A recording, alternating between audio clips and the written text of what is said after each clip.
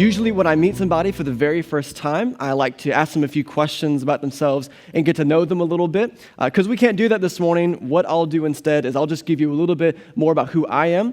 So like I said, my name's Gabe. I've been married to the beautiful Faith Eason it'll be 4 years this year. We met in college doing ministry on the road, going to various youth camps. We have 2 kids. We have our daughter Eden, who is 2 years old, and our son Israel, who just turned 7 months.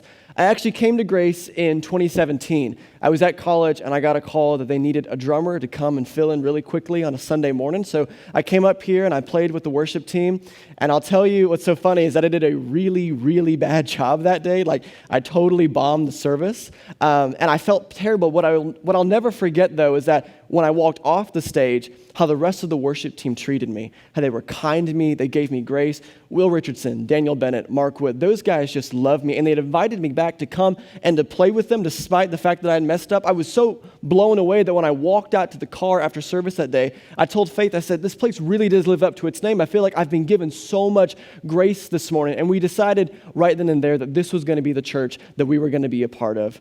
Over time, God opened a door for me to be able to come on the pastoral staff, to have what is honestly, just from my heart, the greatest job in the entire world. I don't know if you've met the teenagers we have here at our church, but they are genuinely some of the most amazing kids you will ever meet. They are leaders in their schools and their communities. They are gifted beyond belief, and they are stepping out of their comfort zones and letting the Lord use them and raise them up to positions of influence, taking their relationship with Him into their own hands, and they are just growing like crazy. God is doing something special in the student ministry, and I just want to pause really quick here. If you're a teenager watching this morning, I'm talking to you as well, or if you're a parent with a teenager and you guys have not yet gotten involved with Grace students, let this be a personal invitation from me to you to come and be a part of what God is doing in our youth. I'm going to do something here. I'm going to give you my personal cell phone number. This is really me. You can write this down, 256-652-2827. If you have been looking for a place for you or for your teenagers to get involved with Grace students, you can text or call me after service today, and we would love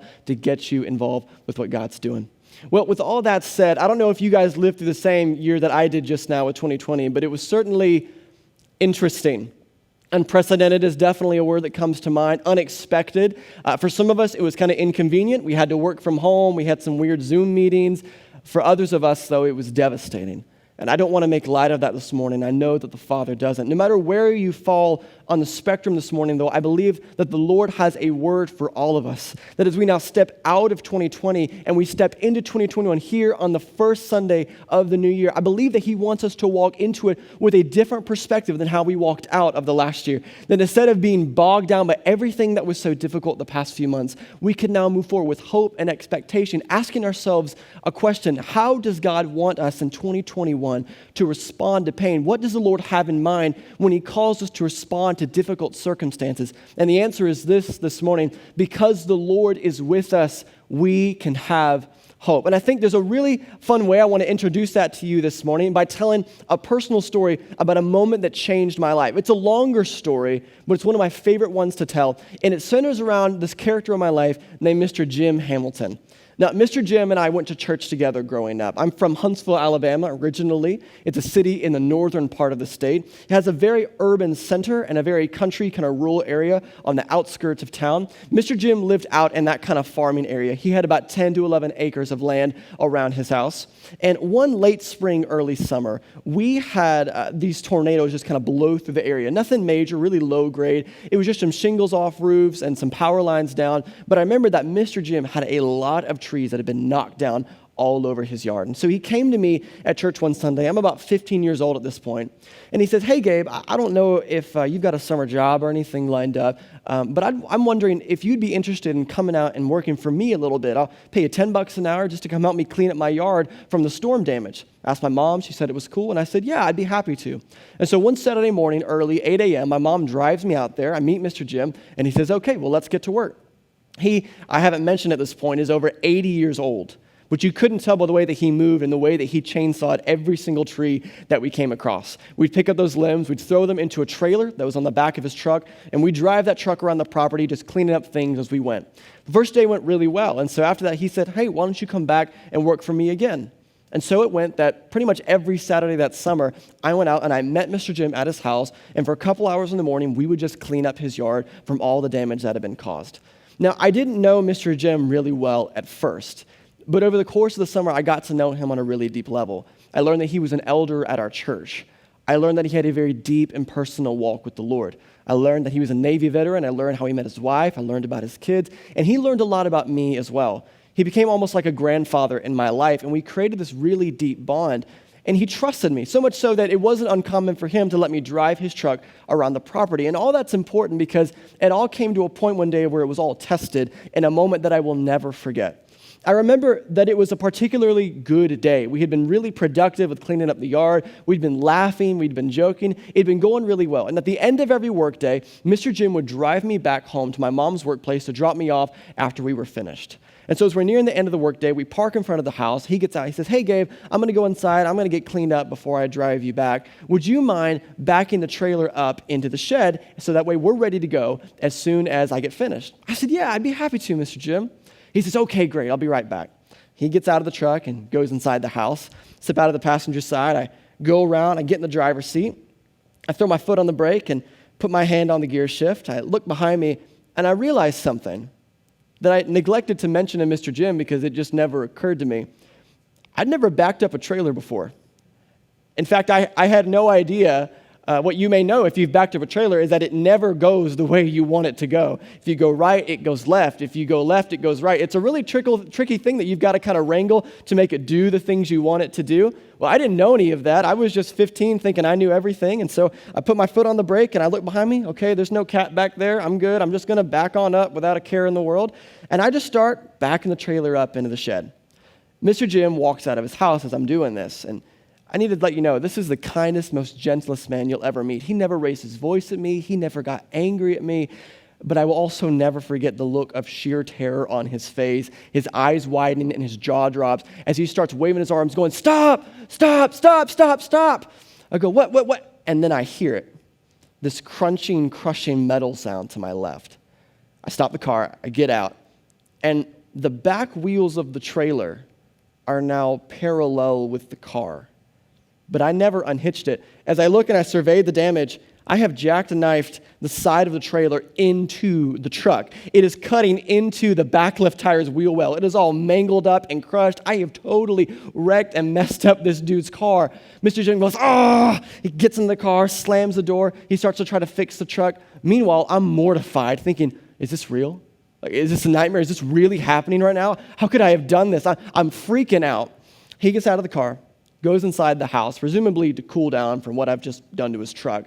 Meanwhile, I'm like sinking down against the wall on the side of his house, freaking out, going, what have I just done? How could this have happened? I text my mom, like, "Mom, I think I lost my job." She's like, "What did you do?"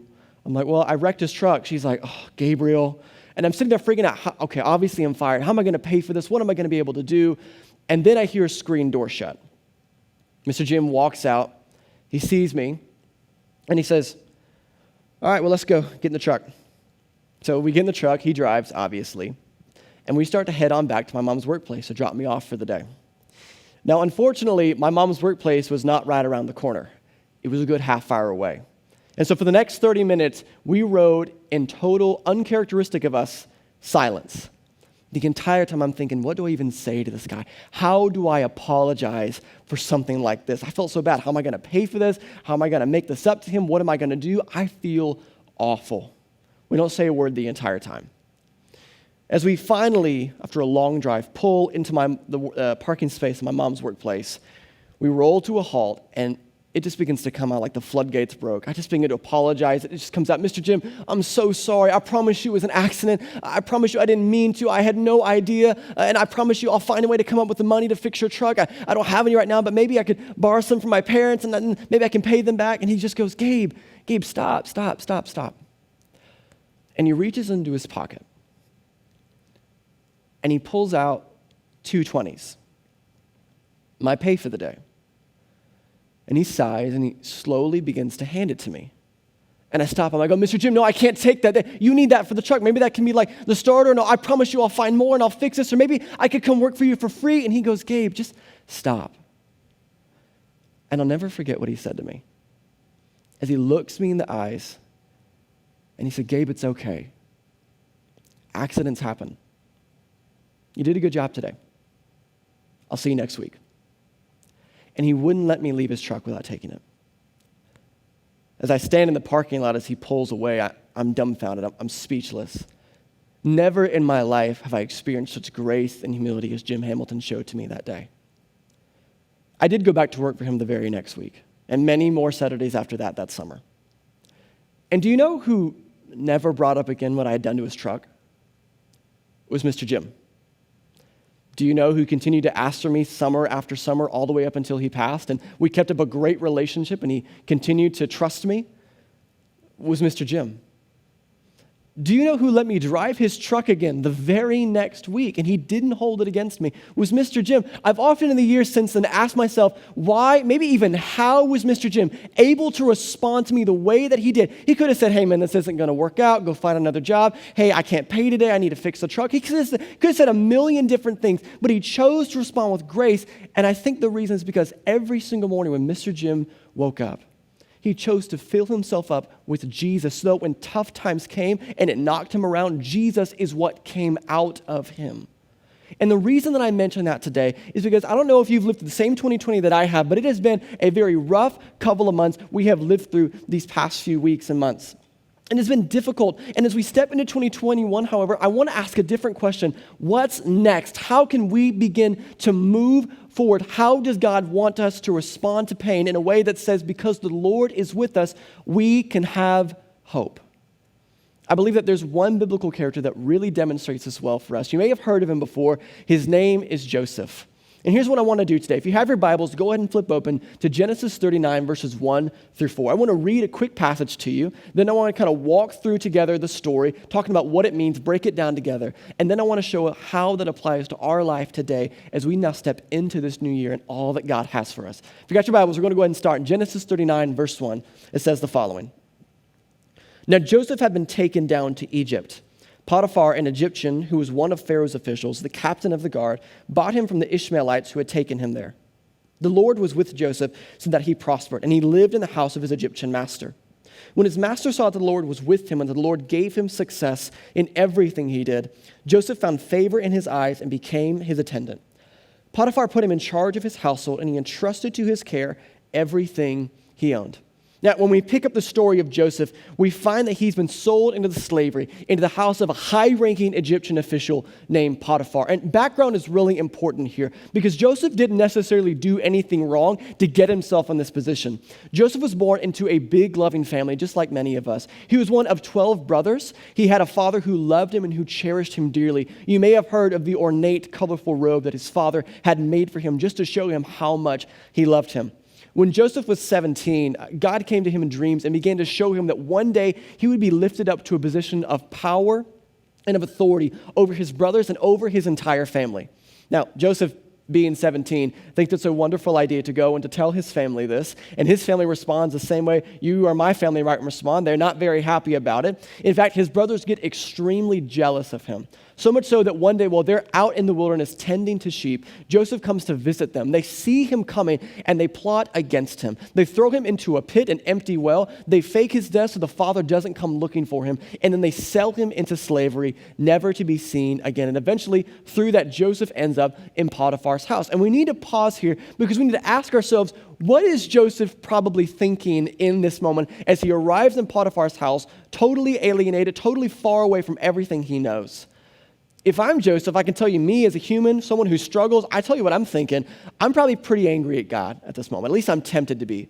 I might say something along the lines of, God, how could you have let this happen? You promised me you would bless me. You promised me you would elevate me to a position of power and of authority. You would raise me up, and yet the exact opposite has happened. I am far away from my family. I'm in a land where I don't know anybody. My father thinks I'm dead. How could you have let this happen, God? And it might even be tempted to say something like, you know what, God, if this is where following you leads me, then I'm just done. I don't want to do this anymore. But Joseph, catch this, doesn't respond that way. Joseph, for whatever reason, I think out of his relationship with the Lord, chooses to remember something. It says in verse 2 of this chapter that the Lord was with Joseph.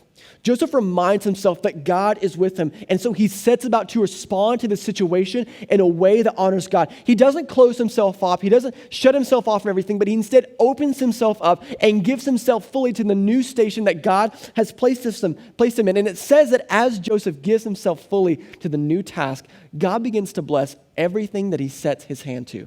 Everything he touches, everything he works on begins to grow and to succeed like never before. So much so that his master Potiphar sees this. He goes, man, everything Joseph does just succeeds. I got to put him in charge of more. And it says that eventually Joseph is placed in charge of the entire household. So much so that Potiphar only concerns himself with the food he's going to eat that day. That's how much he trusts Joseph, which I might remind you is just a randomly purchased slave at this point. But because Joseph chose to keep his eyes on the Lord, instead of his circumstances, God turned a difficult situation into a good one. And this is amazing. There's no doubt about that. I think any of us could look at this and say, wow, what a guy. That's so incredible. But I think we have this tendency with men and women of the Bible to kind of put them on a pedestal and act like they're some unattainable supermen that we can never be like they're just untouchable. And we forget that these are human beings who have the same struggles and temptations as you or I. And so I think the question instead we should ask ourselves this morning is maybe why, and maybe even more so how, was Joseph able to respond to this situation the way that he did? And I think the answer, honestly, very clearly is this. Joseph was absolutely rock solid. He was so secure in his trust in the Lord that his circumstances couldn't shake him. Now, don't get me wrong. Joseph sees the situation. He's not blind to what's happening. He knows that it's hard, but he reminds himself that even when he doesn't feel like it, God is present with him in the pain. The Lord doesn't stand back and wash his hands of our problems and say, listen, you got yourself into this mess. You can get yourself out of it. I'm not going to get involved with this. That is not what God does. And Joseph knew that God walks with us through the trial. God is present with him in the pain. He fully involves himself with everything that we go through. And because Joseph chose to put his eyes on the Lord, he was able then to respond with hope. He trusted in the fact that God was going to come through on what he promised him, even if that didn't seem possible based off his current circumstances. God blesses him and takes this difficult, unjust situation Joseph has been placed in and turns it around into a good one. And shifting gears a little bit here, the reason this is relevant today for you and for me as we step into 2021 is because we've had a time these past few months where it feels like we've been getting hit left and right. In recent times, many of us have felt stress or anxiety and a dismal outlook on life because of all that 2020 brought. Some of us for the very first time or to a level that we'd never experienced before. Maybe it was with health. Someone you or your family have been touched by corona. Or maybe it was finances or your job, or it was family or politics or stress or any other thing that came up. It was a difficult year. There's no denying that. And I think sometimes what happens is we can get lost in the storm of what's happening around us, and we kind of forget that there's a blue sky just beyond those clouds. And when we get lost in that, we can also kind of get lost in how we're supposed to respond to those things. Many times when these tough situations come, we act like we have almost a get-out-of-jail-free card for how we behave. We blame our actions on our mood based off our circumstances. But Joseph shows us something different. That when the people of God are walking with him and trusting with him and pursuing him, we are able to respond off something different, not based off what's going on in the world around us, but on something greater. We don't have to be subject to the waves and the wind of what is happening outside of our door. We can be rooted in something that runs deeper than we know. Because the Lord was with Joseph, he knew he was secure. And I want to show you something. Look what it says in Psalm 121. Go ahead and turn there in your Bible, Psalm 121. It's only 8 verses. I want to read the entire thing together because it gives us a picture of this God who makes us secure. It says this. Read along with me at home if you're watching. I lift up my eyes to the mountains. Where does my help come from? My help comes from the Lord, the maker of heaven and earth. He will not let your foot slip. He who watches over you will not slumber. Indeed, he who watches over Israel will neither slumber nor sleep. The Lord watches over you. The Lord is your shade at your right hand. The sun will not harm you by day, nor the moon by night. The Lord will keep you from all harm. He will watch over your life. The Lord will watch over your coming and going both now and forevermore. And we could dive into this all day, but I want you to hear what the word is saying this morning. And remember that God himself is behind what's written here. The Lord is telling us through David, who's writing the Psalms, through his Holy Spirit, this is who I am. This is my nature. This is how I operate. This is what I want my children to know about me. If we were to put this in modern talk, we might say it like this. We might say, God is completely in control of your situation. God's not going to leave you. God's not going to fail you. He's not going to get caught off guard. He's not going to disappoint you. God is going to protect you. He's going to be with you.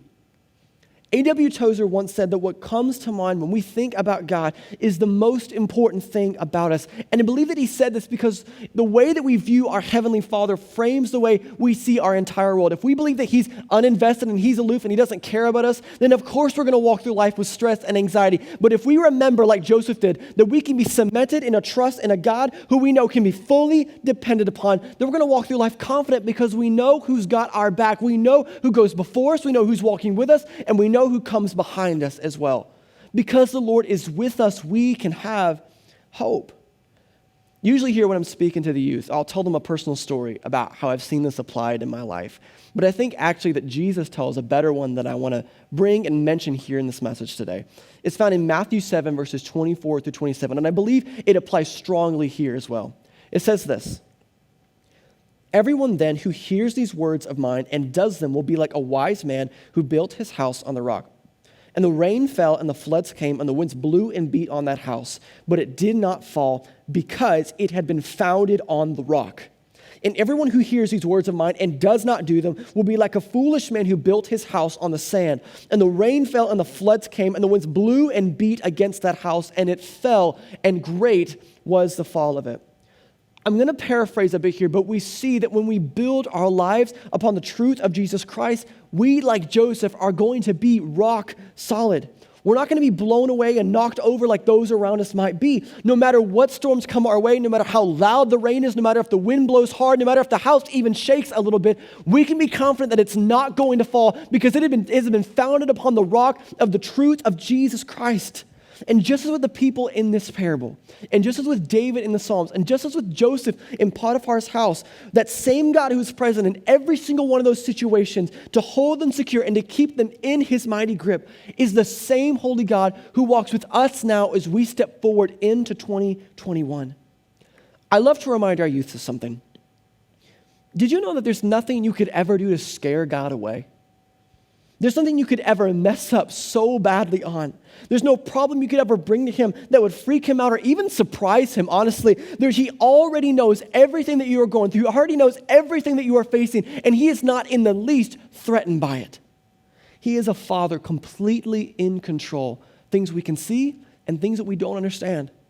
I know that the world may seem unpredictable and wild and scary at times because of the things that have happened in the past few weeks and months. But I want to come to you with a message of hope this morning, that we don't have to live as those who only have their hope in the world and what we can see around us. We can wake up in the morning with a confidence that comes from somewhere higher, that no matter what fire we have to walk through, we can be confident, we can have hope because we know that our God is going to stand in the middle of it with us and he's going to see us through to the other side. We can choose to respond with hope and maybe even joy to the pain that we face in this life because we know that Jesus is enough for us through it.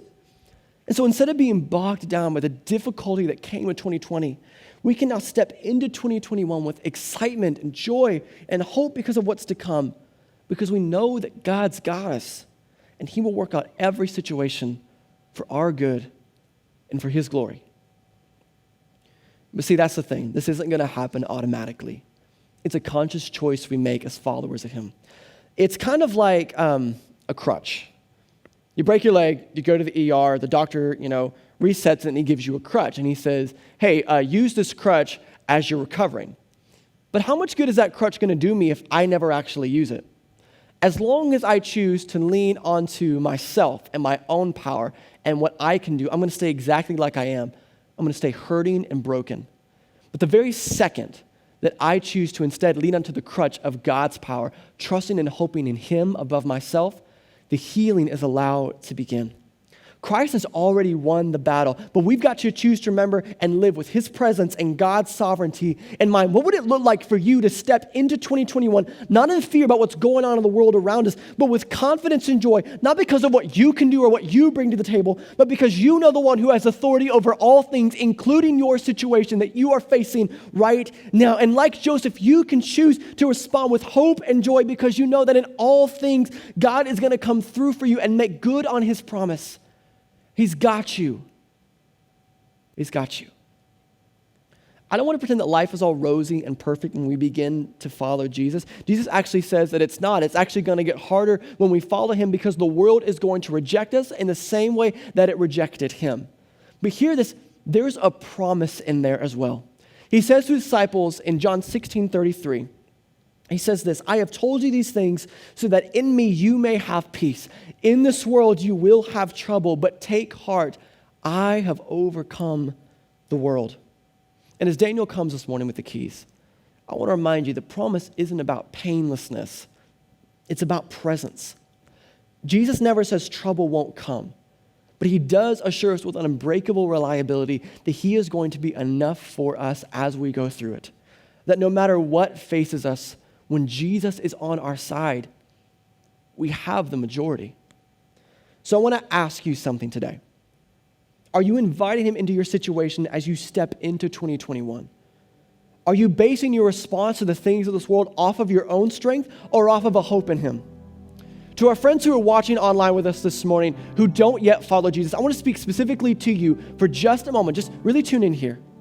I want to extend you an invitation to start your journey of hope with Jesus today. The pain we walk through in this life is far too much for you to bear on your own. Jesus promises to be with you. He promises to walk with you through every single trial and fire that you could ever imagine you would face. He promises to bear the things you can't carry on your own, to walk with you, to give you a hope and a future, to be enough for you as you walk through this life. The question is, are you going to receive him? Are you going to receive the hope that he offers this morning? If that's you and you're ready to accept Jesus' offer of hope to you, then here's what I want you to do. We've got hosts who are standing by ready to walk you through getting started with your journey with Jesus this morning. Let us know in the chat and they'll open up a room with you where they can start your journey with the Lord today. Now, I want to shift gears and I want to talk to a second group of people. This is those of us who already follow the Lord, my Grace family, my entire church family, no matter where you're watching on the earth today. I want to ask you a different question. As a follower of Christ, how are you choosing to respond to the pain in life? Are you leaning into yourself, or are you choosing to respond with hope because of Jesus? And I want to end today with a story that asks that very question. Pastor Tracy mentioned this earlier, as I call him PT, because I've known him for a really long time, that before the pandemic, we used to meet every Tuesday morning at 7:30 at Starbucks on Epps Bridge. This was just a time for us to kind of talk about life, about youth ministry. Like I said, I've known PT for a really long time. He was a professor, he was a leader, he's a mentor to me. So many things. I always looked forward to those times and to receiving what he would say and what we could talk about. And I want you to picture that you're with us here on one of these mornings. You're just watching everything that's about to unfold. I'm sitting there at a table in Starbucks with Pastor Tracy. We've got our coffee, and Pastor Tracy is imparting his great wisdom, and I'm just sitting there totally locked in, receiving this. And I'm totally not paying attention to what's going on around me. And in through the front door walks someone else. They're also not paying attention to what's going on around them. They're on the phone, they're just walking by, coming to get their coffee. And they happen to pass by mine and Pastor Tracy's table. And as they do so, just totally by accident, their bag clips the edge of the table and it knocks my coffee cup over. And coffee spills out of it. It runs all along the table, all over my lap, all over their shoes, all over the floor. And it just makes a big mess and gets everywhere. I stand up, we're freaking out. And I want to pause this moment, the story right here. The fact that the coffee cup knocked over, is that my fault? No, it's not my fault. It's their fault. They just happened to not be looking where they were going. It wasn't on purpose, I'm sure. It was totally by accident. But the fact that my coffee cup gets knocked over, that's not on me. That's not my fault. But what comes out of my cup, what spills out all over the table, all over me and all over him and all over the floor of that place, what spills out of that cup, that is my fault. because it's only in there because I'm the one who put it in there. That means if I got a macchiato that morning, then a macchiato is going to be what spills out when it gets knocked over. If plain black coffee spills out, it's because I'm the one who put plain black coffee in there. You might see where I'm going with this. In life, in 2021, we don't get to choose when our cup gets knocked over. Spoiler alert, it's going to happen. For every single one of us, at some point or another, life is going to shake us up a little bit and our cup is going to get knocked over. We don't get to choose when that happens, but what we do get to choose is what comes out of our cup when it does. Joseph understood this. Jim Hamilton understood this. That's why he woke up every single morning deciding not to fill himself up with stress or with anxiety or a focus on what he could do or the things that were going wrong around him, but instead to fill himself up with a focus on the hope of Jesus Christ, that because he knew that Jesus was enough for him, he could approach this world with confidence and boldness, knowing that God had got his back, and he could have hope even when it didn't seem reasonable or likely. He could have hope and joy about the coming times because he knew that God was going to hold him fast. The Bible says that the name of the Lord is a strong tower. The righteous run to it and are safe. I want to ask you this morning, what's in your cup? What are you choosing to fill yourself up with every single morning? I know what I want to come out of mine. And I pray that as we now step into 2021, every single one of us, when life comes along and knocks our cup over, Jesus and a hope in him would be what spills out.